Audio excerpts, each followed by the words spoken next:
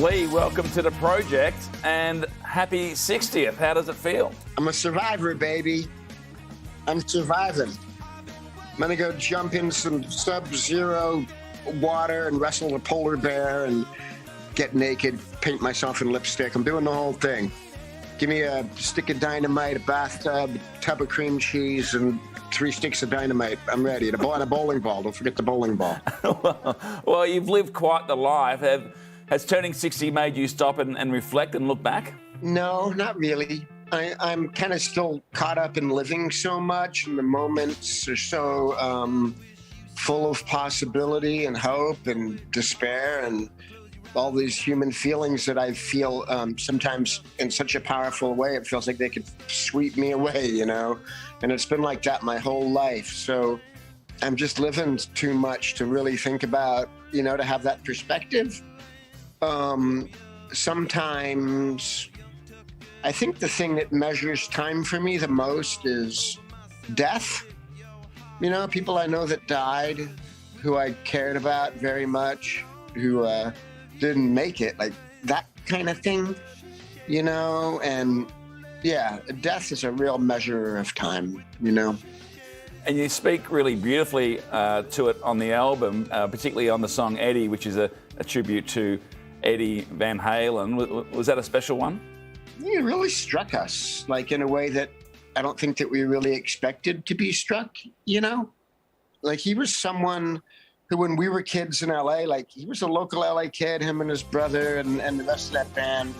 They're from Pasadena here in LA, and they were just like around playing clubs and stuff, you know? And then they blew up, and he was just this beautiful virtuoso guy at this time when being a rock star was like this unbridled, untethered, crazy thing where anything could happen, you know? And it's an impression of not just him, but like him in that time.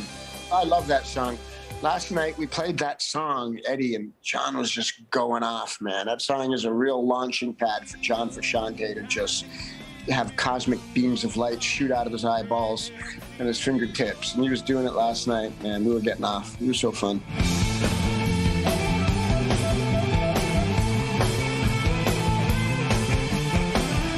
And of course, we'll get to see you and the boys in all your glory when you head down under. Are you looking forward to coming back to your birthplace? You know, we're coming to Australia in a couple of months, man.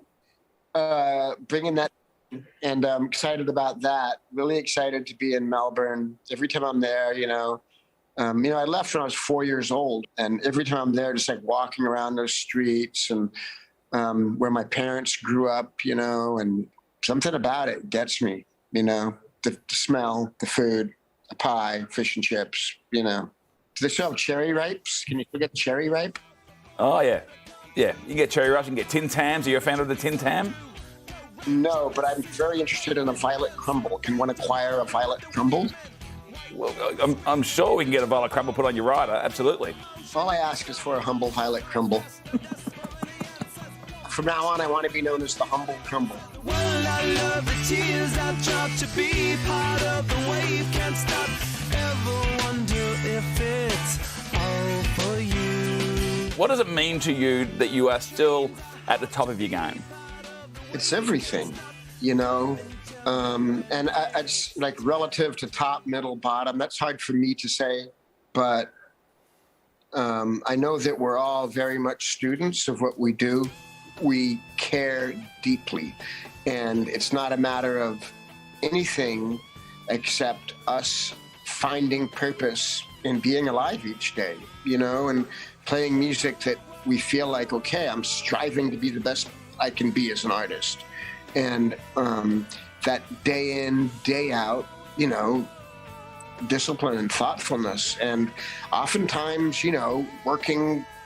It's just work. Like, you know, we've been lucky. We've made money. We could all be out like sitting on a beach, eating papayas, smoking weed, like laughing, you know, and like, you know, but it's like, let's go into a room for 6 hours every day and play, you know, for months and months and months on end, day in, day out, play. Deal with each other. We're not always easy human beings to deal with, you know, we all have our egos, and there's that feeling of being vulnerable that comes from working in any kind of collective, I think, you know, when you're like sit up all night playing something. You're like, ooh, the boys are gonna love this, you know. And you come in, you're like, guys, I come up with this rhythm. What do you think? Huh? Yeah, it's okay, you know. I don't know. I'm not really feeling that today. And you're like, furious, or you know, or whatever it may be. You know what I mean? I'm just talking about, you know, being a human. But like right now, I'm sitting here and I'm looking at my records. I collect a lot of vinyl, and every time I look at those things, they mean so much to me, you know. And I want to be able to, like, I look up there at my like Zeppelin records and my, you know, my Saints records, my Kendrick Lamar, my Beethoven and Mozart, my Coltrane. I want to be able to put a record that we just made up on that shelf in with those guys and feel like it belongs. That it's made by someone who was like trying to transcend the time. You know what I mean? Like, Well, yeah, I think you've certainly done that, Flea, and we cannot wait to see you down here in Australia on stage. And yeah, thanks for your time and thanks for joining us on the project. Thanks, man. Yeah, you know, I can't wait to get there and be there and smell the smells and be with the people and rock my brains out. The new Red Hot Chili Peppers record, The Return of the Dream Canteen, is out now. And for details on how you can see them live on tour with Post Malone in Australia, head to our What a lineup. website. Yeah, Wow. It's a ripping album as well. Beautifully, team.